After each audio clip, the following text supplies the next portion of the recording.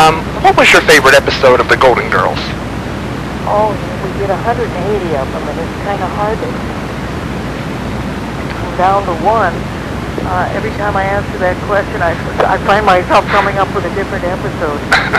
But I must say I love the one where Rose fell in love with this little person. He was a dwarf, one of the little people. Right. And they had a lovely romance, but he couldn't marry her because she wasn't Jewish. Do you still keep in touch with the other ladies from Golden Girls? Oh, yes. All the time. I talk to Estelle on the phone from time to time, and Ruthie lives in New York, so I talk to her about maybe 5-6 weeks. Oh. And Bee's been traveling around so much with her one-woman show, and but we all keep in touch, and we see each other from time to time, But you can't work that long together without being deep and dear friends. Right. During the last season of Golden Girls, what was the atmosphere on the set during the last episode? During the last episode? Yeah. Oh, it was... excuse me, 1 second, Scott. You get back the ball in there?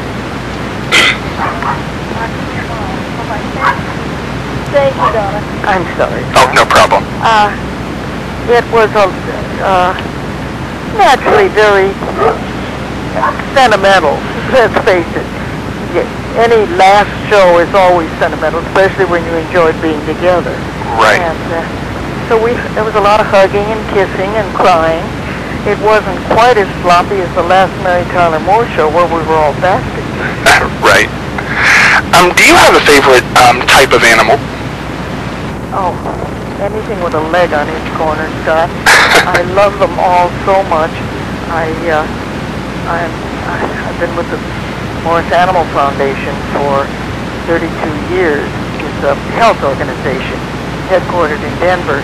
We fund humane studies into specific health problems of dogs, cats, horses, and zoo and wildlife. And then I've been with the Los Angeles Zoo for 33 years, and now I'm a vice president of the Zoo Commission. We finally got our own commission.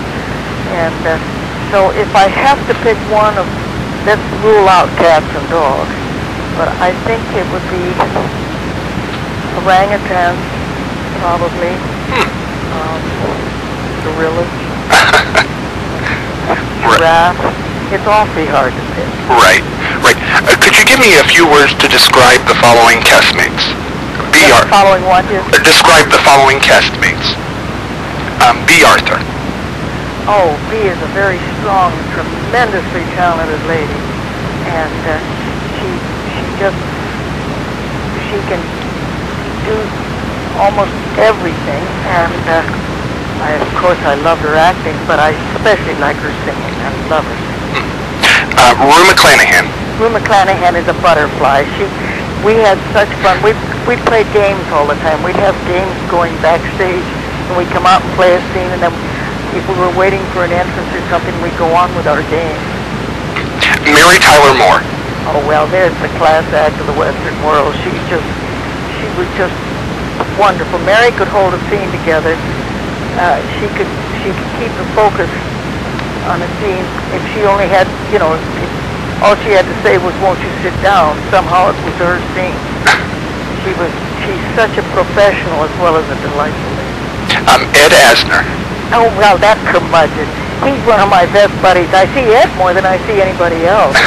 And we tease each other a lot. He's just a delight. Estelle Getty. Estelle is a darling. Estelle is not feeling as good as she could these days. She has stopped signing pictures and stopped that kind of thing.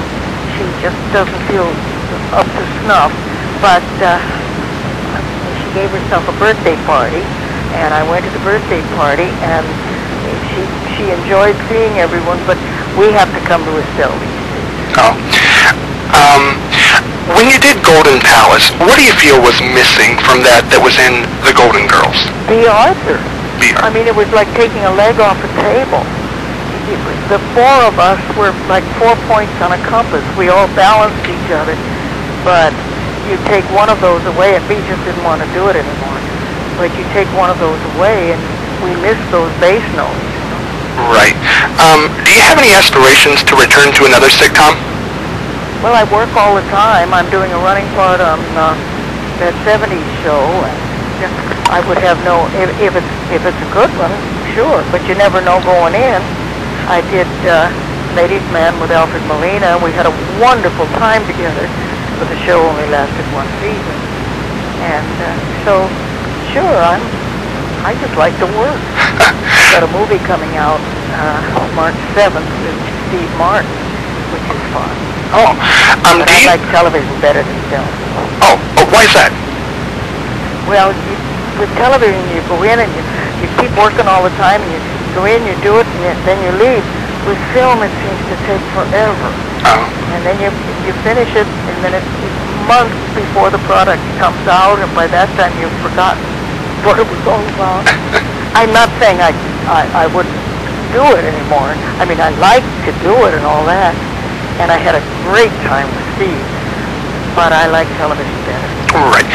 Do you feel that Betty White is more like Sue Ann Nivens or Rose Nyland? They used to ask my husband, Alan Ludden, when I was doing the Mary Tyler Moore show, how close is Sue Ann Nivens, who was the neighborhood nymphomaniac, as well as the happy homemaker, and how close is Betty to Sue Ann Nivens? And he'd say, well, they're really the same person, except Betty can't cook. And so as far as Rose and Sue Ann, I think they would be almost opposite sides of the coin. I've often played a little game in my head, wondering what would happen if they ever met each other. In a sense, Rose was so strong, everybody said she was dumb. She wasn't. She was just terminally naive, where Sue Ann was kind of terminally evil. Do you have any plans to revive either of those characters? No. Could you just give me a few words to describe Betty White, the actress? Betty White, the actress? Yeah. Somebody who's so grateful for still being able to go to work all the time, and I just enjoy it. Next to animals and my animal work, I enjoy it more than anything in the world. I also have to do it to afford my avocation. I have to work in show business to afford my animal work. And now a few words to describe Betty White, the person. Well, Betty White, the animal person, is more Betty White than anything, really. Animals have been my passion all my life, and I thoroughly enjoy them. And I'm not an animal activist, and I'm not into animal rights or anything like that. I'm just into animal health and well-being, and it's given me a wonderful other side of my life. Right. How many times can you spend your life doing the two things you like the best, show business and animals? Right. Well, that's all the questions I have for you, and I thank you so much for doing this. I've been such a fan for years through... Oh, Scott, thank you very much. And I hope I didn't keep you from your dinner date, or... Oh, not at all, and I hope my answers weren't too long. I go blithering on. Oh, no, this was great fun, and, future success in all your future endeavors. Well, thank you so much, and keep watching.